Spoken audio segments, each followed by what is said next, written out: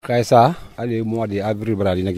le mois d'avril arrive, on part chez les forgerons pour chercher des instruments. Après, on défriche la brousse. 3 semaines après, si le champ est cherché, on le brûle vers le mois d'avril. C'est ce mois qui est consacré pour faire nos travaux agricoles. Dès les premières pluies, pendant les 2 mois suivants, on fait la semence du riz. Après, on laboure le champ. S'il y a des herbes, on fait le désherbage parce que nous n'avons pas de produits. Donc, ça pousse et on laisse comme ça.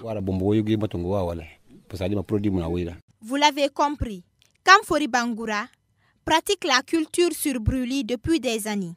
Il réside à Dofili, un quartier de la sous-préfecture de Dubreka. Ce père de famille est conscient du danger de cette forme d'agriculture. Mais selon lui, c'est son seul moyen de survie. On sait que ce n'est pas bon. Tous les cultivateurs savent que la coupe du bois n'est pas bon pour l'environnement. Mais c'est le manque de moyens qui nous pousse à le faire. Parce que si tu n'as pas où chercher, tu n'es pas dans la fonction publique, tu es obligé de faire les champs.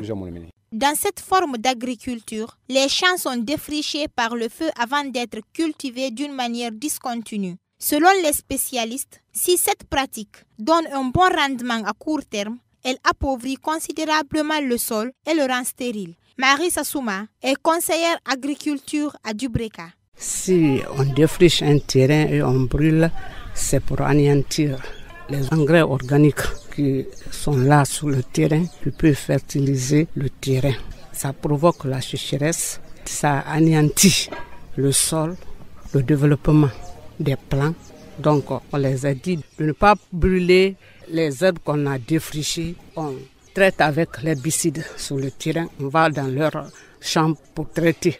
Depuis des décennies, la culture sur brûlis est pratiquée en Guinée. Elle est donc bien ancrée dans les habitudes de nos cultivateurs. Mais à cause de ses conséquences néfastes sur le sol et sur l'environnement, les autorités tentent de promouvoir une autre forme d'agriculture. C'est le cas des autorités de Dubreka qui pensent qu'il faut développer notamment de nouvelles infrastructures d'irrigation. Abdoulaye Madidi Kamara est chef section préfectorale du génie rural à Dubreka. Les zones de culture doivent être identifiées et aménagées. Donc c'est l'agriculture intensive qu'il faut développer.